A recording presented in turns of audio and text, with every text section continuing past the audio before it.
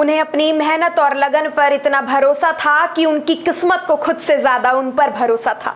नमस्कार, आप देख रहे रिपोर्टर भारत और मैं हूं आपके साथ महक कपूर।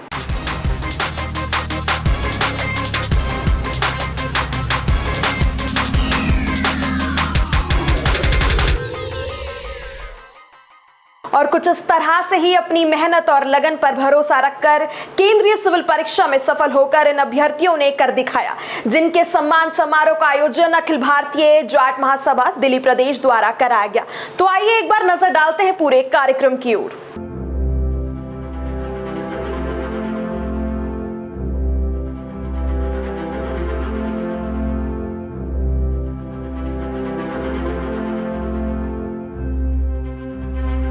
आपको बता दें, इस कार्यक्रम में सभी समाज और जातियों के बच्चों का सम्मानित किया गया और साथ ही सकारात्मक और एकजुटता का संदेश देने का प्रयास किया गया, जिसमें सफलता भी हासिल हुई। यह कार्यक्रम द्वारका सेक्टर 3 दीनदयाल उपाध्याय विश्वविद्यालय में आयोजित किया गया।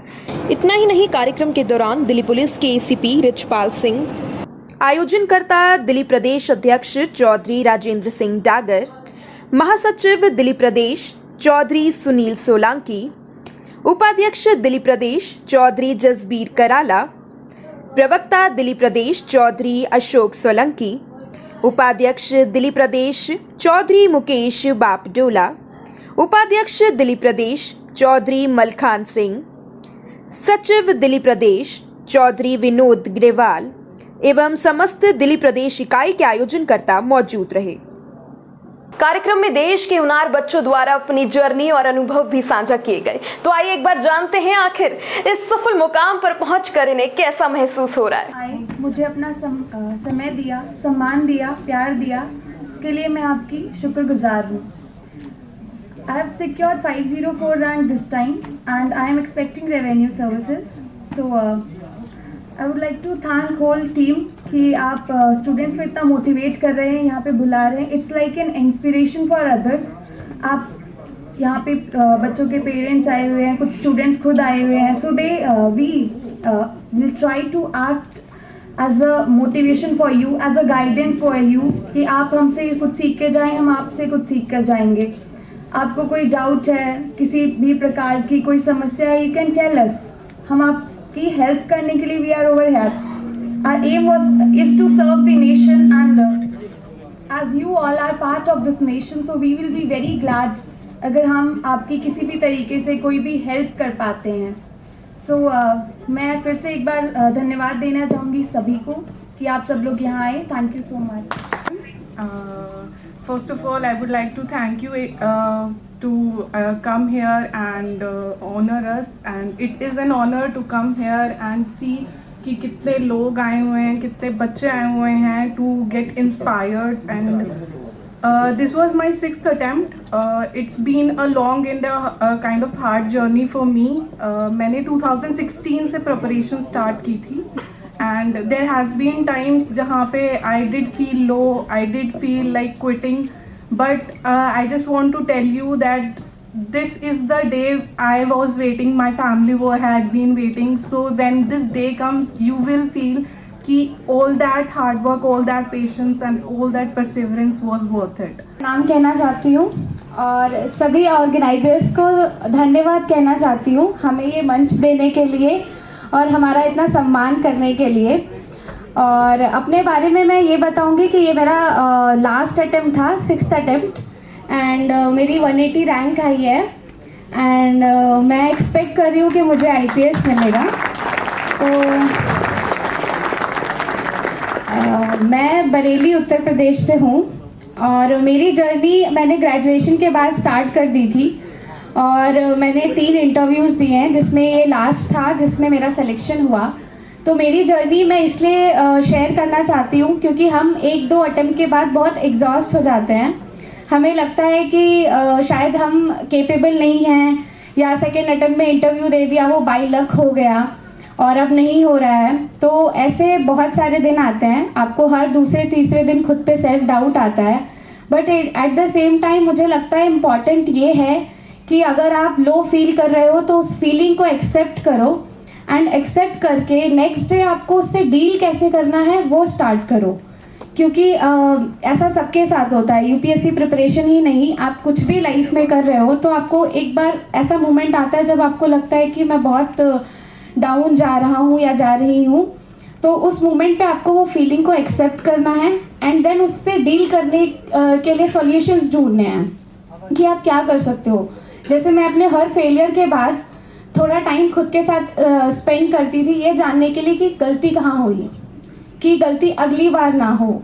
तो उसके लिए मैं कहूँगी कि सिर्फ यूपीएससी ही नहीं, जो यहाँ पे स्टूडेंट्स आए हैं, एस्पिरेंट्स आए हैं, मैं बोल रही हूँ सिर्फ यूपीएससी ही नहीं, आप कुछ भी लाइफ में करना चाहते हैं तो सेल्फ एनालिसिस को इम्पोर्टेंस दीजिए। आप खुद को एनालाइज करिए, प्रॉब्लम आधी वहीं पे सॉल्व हो जाएगी। उसके अलावा मैं ये बोलूँगी आप डिसिप्लिन और कंसिस्टेंट हैं तो आज नहीं तो कल सक्सेस आपको मिलेगी। बहुत सारे स्टूडेंट्स दिख रहे हैं तो मुझे ऐसा लगता है कि ये जो समारोह है वो प्रोत्साहन समारोह तो है ही है, साथ में ये एक प्रेरणा समारोह भी है, क्योंकि हमें सफलता मिलना यही सिर्फ यहाँ तक कहानी ख़त्म नहीं होती है। कहानी यहाँ से शुरू होती है और वो आगे बढ़ती जाएगी जब स्टूडेंट्स इंस्पिरेशन लेंगे और उस इंस्पिरेशन को यूज़ करके आगे बढ़ेंगे।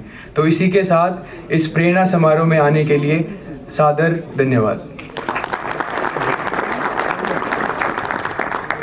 जैसा कि बताया गया कि हर एक की एक कहानी है, मुझे ऐसा लगता है कि परिश्रम कभी व्यर्थ नहीं जाता। हर व्यक्ति परिश्रम करता है अनेक क्षेत्र में, अनेक फील्ड्स में, अनेक सब्जेक्ट्स में, अनेक इंटरेस्ट में, और उस परिश्रम से हमेशा कुछ ना कुछ सीखता है। अब ये बात है कि परिश्रम गलत डायरेक्शन। मेरी तरफ से बहुत बहुत धन्यवाद और नमस्कार। मेरा रैंक 64 आया है इस एग्ज़ाम में और ये मेरा 4th अटेम्प्ट था। मैं सभी एस्पिरेंट्स के लिए एक मैसेज ज़रूर दूंगी कि देखिए यूपीएससी एक फील्ड है करियर बनाने के लिए। बना लिया था कि सिविल सर्विस में जाऊंगा। उस दिन को बीते ऑलमोस्ट 6.5 साल के आसपास हो गया, तैयारी शुरू की है 5 साल हो गया, बट अब जाके लग रहा है कि अब वो मुकाम हासिल हुआ है कि जहाँ पे हम एक आदमी जो जिसके वजह से सरकारी सुविधाएं नहीं पहुँची गई हैं उनको उसके घर तक, उसके द्वार तक हम एक सरकारी सुविधाएं, कुछ तरह के फैसिलिटीज़ पहुँचाया जा सके जिससे उनका जीवन बेहतर हो। यही मैं टारगेट कर रहा हूँ। एंड ये अब मंच से लेके मैं सभी को ये बोलना चाहूँगा कि हमें IAS के IPS बन के ही या फिर एक सरकारी अफसर बन के ही हम इस देश की सेवा नहीं कर सकते हैं। लोग अगर अपने टैक्स टाइम पे भरने लगे, कूड़ा अपना कचरे कूड़ेदान में डालने लगे, वो भी एक देश सेवा है। आप ये काम कर रहे हैं, it is way much better than एक अधिकारी जो अपना काम ना करता हो। तो हमें ये चीज़ देखना पड़ेगा, यही छोटी छोटी चीज़ें चेंज करना पड़ेगा। वो मैं आपके साथ साझा करता हूँ कि ये जो यात्रा है सिविल सर्विसेज की, तो जैसा कि संबोधन में बताया गया था कि मेरे पिताजी जो हैं वो विलेज डेवलपमेंट ऑफिसर हैं, जो ग्राम सेवक कहते हैं राजस्थान के अंदर। तो बहुत पहले करीब जब मैं 8वीं क्लास में था तब उन्होंने मुझे एक चिट्ठी लिखी थी, क्योंकि मैं हॉस्टल में रहता था और हमारा जो संवाद होता था वो अक्सर लेटर के माध्यम से होता था।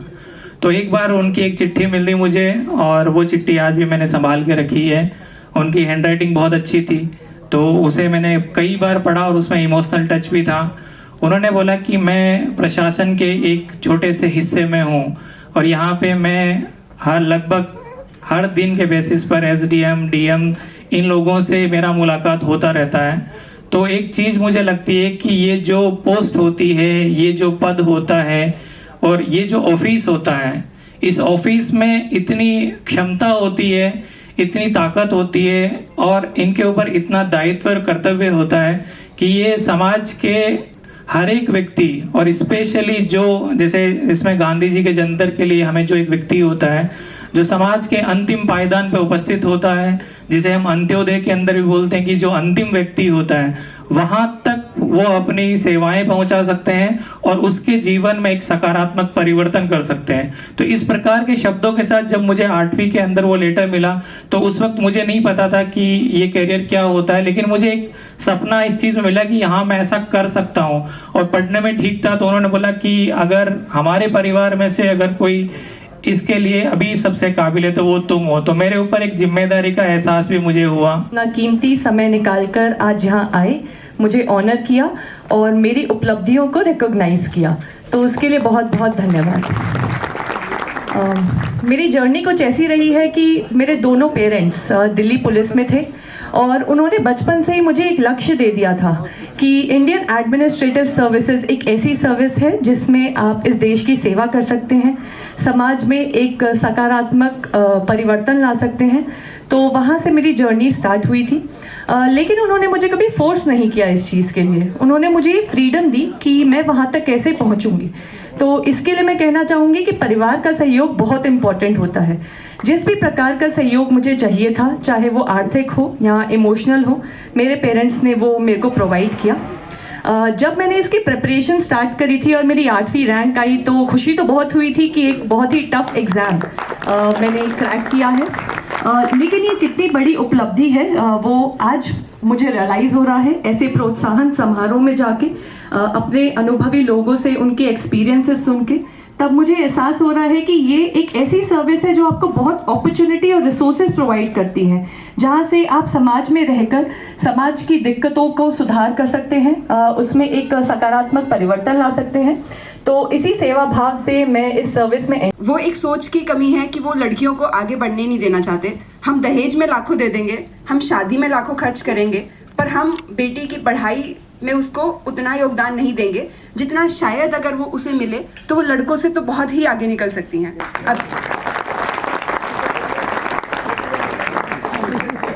हाँ जी, मतलब आई थिंक अभी स्टेज पे जितनी लड़कियां बैठी हैं वो एक लिविंग एम्बॉडीमेंट है कि मैक्सिमम आपको लड़कियां दिखाई देंगी। मैं जिस भी फंक्शन में जाती हूँ जहाँ कार्यक्रम में मुख्य अतिथि के रूप में मौजूद रहे चौधरी युद्धवीर सिंह, राष्ट्रीय महासचिव और अखिल भारतीय जाट समाज के अन्य वरिष्ठ सदस्यों द्वारा कार्यक्रम का शुभारंभ किया गया। तो आइए एक बार नजर डालते हैं आयोजनकर्ताओं द्वारा साझा किए गए कार्यक्रम और इन बच्चों की मेहनत से जुड़ी महत्वपूर्ण बात। मैं अशोक सोलंकी, अखिल भारतीय जाट महासभा दिल्ली प्रदेश का प्रवक्ता और वाइस प्रेसिडेंट। आज हमने ये कार्यक्रम किया दीनदयाल उपाध्याय कॉलेज में, जहाँ पर जो अभी हमारे नौजवान बच्चे यूपीएससी का एग्ज़ाम क्लियर करके इस देश में अधिकारी बनकर इस देश की सेवा करेंगे, उनके अभिनंदन के लिए ये कार्यक्रम रखा और इसमें हमने सभी समाज के बच्चों को बुलाया।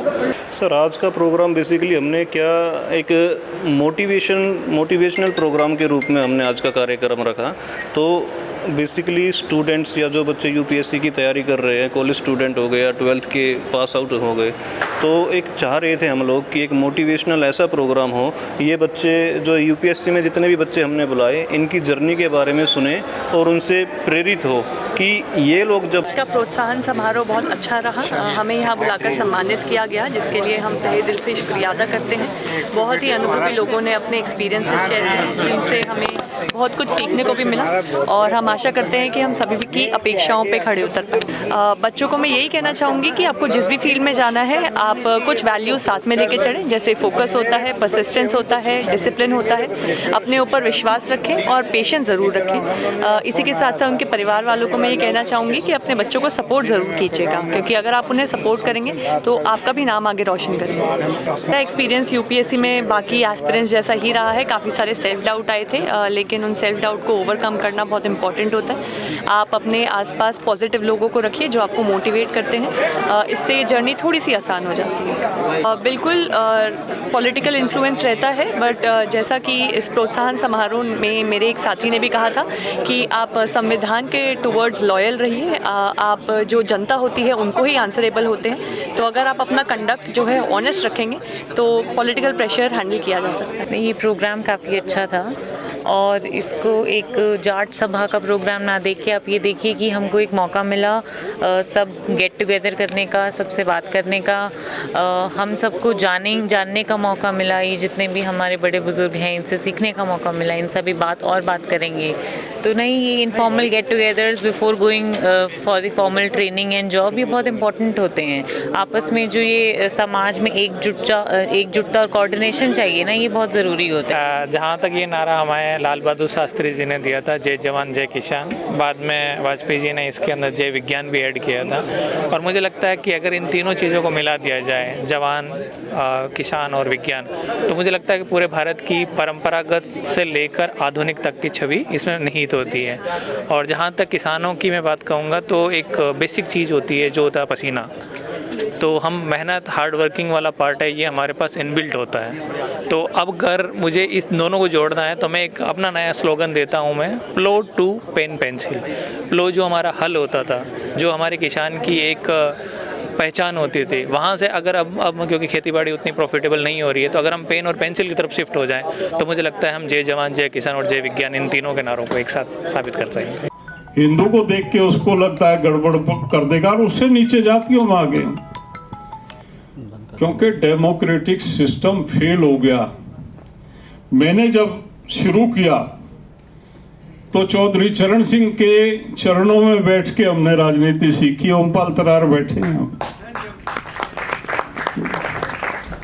और चौधरी चरण सिंह, मुरारजी देसाई, यशवंत राव चौहान, मतलब जगजीवन राम, एक से एक नेता था उस टाइम पे, जिनसे हमें थोड़ा सा अरसा मिला जिनके साथ सीखने का। और आज की राजनीति देखते हैं, आज की राजनीति देखते हैं और वो राजनीति देखते हैं तो अंतर साफ नजर आता। एक सोशल एक्टिविस्ट को जो है वो नेता स्वीकार किया जाता था, उसका देखा जाता था कि इसका समाज के प्रति समर्पण क्या है और किस तरह से ये आदमी, इसका आचरण क्या। और हम तो उस व्यक्ति के सानिध्य में हमने राजनीति की शुरुआत की, जो मंच से ये कहता था कि मैं भगवान नहीं हूं, मैं गलत व्यक्ति का चुनाव हो सकता है मेरे हाथों से, मैंने इस व्यक्ति को टिकट दिया, मैं इसके लिए वोट मांगने आया हूं, लेकिन गलती मुझसे भी हो सकती है। अगर ये चरित्रवान ना हो, ये बेईमान नहीं, अगर ये बेईमान हो तो इसको वोट मत देना। वो थे चौधरी चरण सिंह, जिनके सानिध्य में हमने सीखा। कोई राजनेता इस बात को आज कह सकता है क्या? क्योंकि जितने भी कैंडिडेटों को टिकट दिया जाता है वो उसका पहली क्वालिफिकेशन आज हो गई है कि बेईमान होना चाहिए उसको, वो टिकट के लिए पैसे दे सके। टिकट बेचने लगी पॉलिटिकल पार्टियां, तो आपका काम करना बड़ा कठिन है। आज से 20-30 साल पहले जो सिस्टम था उसमें नेता होते थे जिनका कोई चरित्र होता था।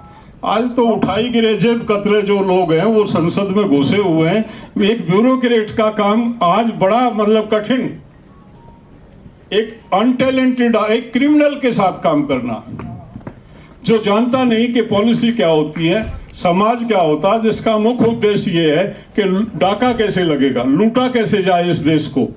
आप उनके साथ काम करोगे, आपका दायित्व तो बहुत ही मतलब, मैं रोज देखता हूं, मेरे पर्सनल एक्सपीरियंसेस हैं। मैंने पिछले 30-40 साल में इतने अनुभव लिए हैं, मैंने सिस्टम को, उसको भी देखा, इसको भी देखा, और किस तरह से वो ओवर पावर करना चाहते हैं, किस तरह से डोमिनेट करने का प्रयास करते हैं, एक अधिकारी को किस तरह से वो काम करने से रोकते हैं, किस तरह से नाजायज काम करने का प्रयास। तो बड़ी हिम्मत और हौसले का काम और एक चुनौती को आप लेने जा रहे हैं भविष्य में।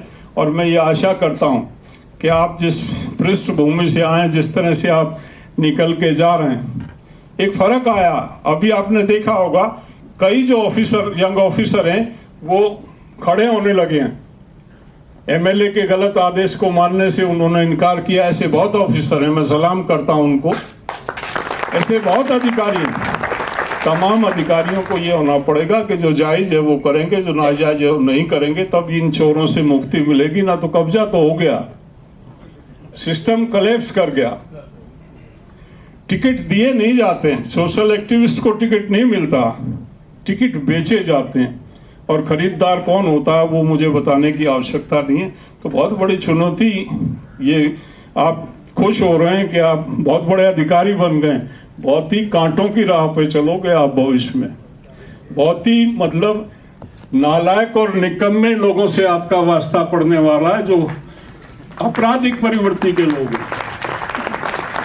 तो इस पे चलना, मैं आपको ईश्वर से प्रार्थना करूंगा आपको इतनी हिम्मत और शक्ति दे कि आप मजबूती के साथ उनका मुकाबला करके जो दायित्व आपको दिया, इस समाज की जो अपेक्षाएं आपसे हैं, जो आशा और उम्मीद आपसे हैं, इन आशाओं पे आप खरे उतरेंगे। आपकी प्राथमिकता होगी जो आखिरी पंक्ति का व्यक्ति, जिसकी पहुंच सिस्टम तक नहीं है, आपकी नज़र उस पे रहनी चाहिए, तो आप अपने दायित्व का सही तरीके से निर्वाह कर पाएंगे। प्यार है लोगों का, प्यार है लोगों का।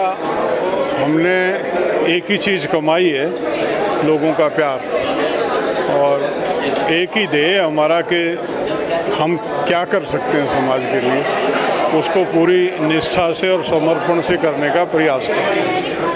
तो बस वो ही है, इससे आगे कुछ नहीं है। सर, आज का जो प्रोग्राम है उसके बारे में थोड़ा देखिए, आज ये हमारा अखिल भारतीय जाट महासभा की दिल्ली प्रदेश की इकाई के द्वारा हुआ ये। तो एक मैसेज, आजकल जिस तरह जातिवाद बढ़ रहा है, धर्म की संकीर्णता में लोग फंसे हुए हैं, हम एक संदेश देना चाहते हैं, जाति जो है वो अपना।